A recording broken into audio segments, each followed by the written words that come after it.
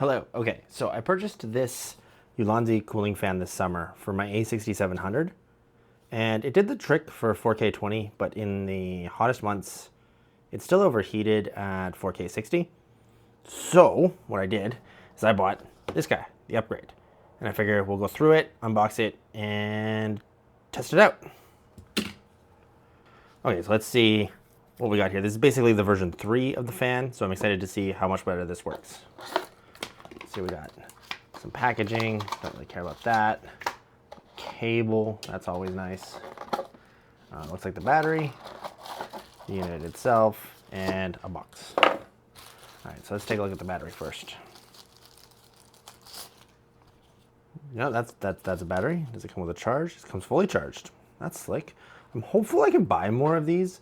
I've seen multiple reviews saying you can buy more. Some even set a price for $20. I think that's Freedom units.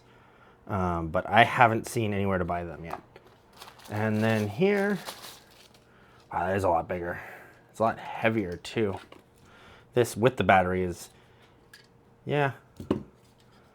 And then, yeah, so we got our USB-C cable plug in, and then this guy here for the Peltier cooler.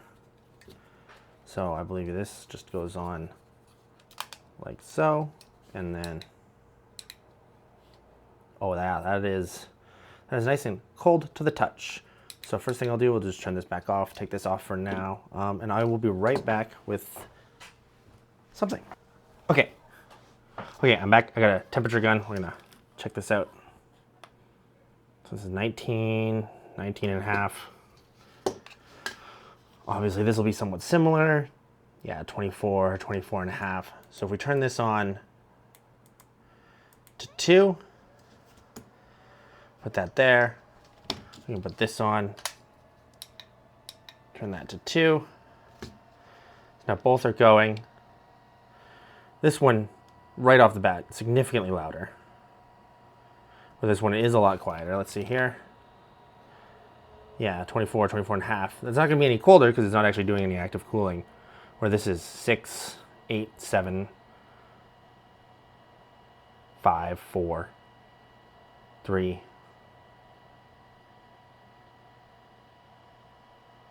And that's almost 0. Let's see if we get down to 0. Look at that. We were able to actually get it down to 0. Awesome. So I think that's going to be sufficient for us here. Obviously, this here, yeah, that's nice and cool to the touch, is obviously just a test in a fairly cool room. So what we're going to do is I'm going to hook this up to my A6700, and we're going to put it in my 3D printing room that's significantly hotter right now, and we're going to run a test there to see how that goes. So let's go do that now. Okay, it's a little bit noisy and echo in here, so I'll try to be quick. We are in 4K 60, shooting HAVC HS 4K at 200 megabit. And to give this the best fighting chance we've got, where is it here? Airplane mode is on, so we have no networking. And we are in high power temperature mode with the output to the Shinobi Ninja, or the Shinobi 2. And we're going to start recording here. And then we're going to turn this on. Oh, turn that on. Turn this on. Turn this to 2. So it's currently 34 and a bit in this room. As I said, I kind of preheated the room to get it warmer in here. The camera's also been in here. So the camera is at about 20 or 34 degrees. So this is kind of probably close to the worst case scenario that I would put the camera through. We've started recording, and then we're just going to time lapse this. So I'll see you in a few minutes.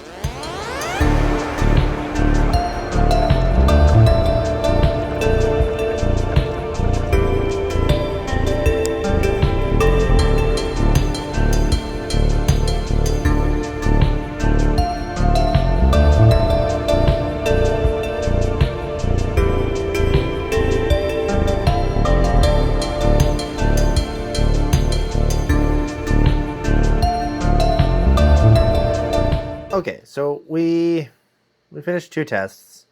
4K 60 in the torture test lasted 30 minutes, 28 minutes to be exact. Then Repeating the test lasted another 5 minutes till it shut off again. And then I started up a 4K 24 test, and that lasted about an hour and 10 minutes with the temperature warning symbol being on the screen for the vast majority of the time. While we kind of go over this, we're going to go ahead and just test 120 here in my normal room temperature environment. 250, that's fine. Hit record. And then while that's going, I can kind of discuss some of the things and some of my thoughts here. So it performed significantly better than the version 2 fan, but not quite as well as I was kind of hoping. So we got, as I said, 30 minutes on 60 and about an hour on 24, which I believe I would get about 20 minutes with this old fan on 24 before it would overheat in there. But that was usually when it was about 36.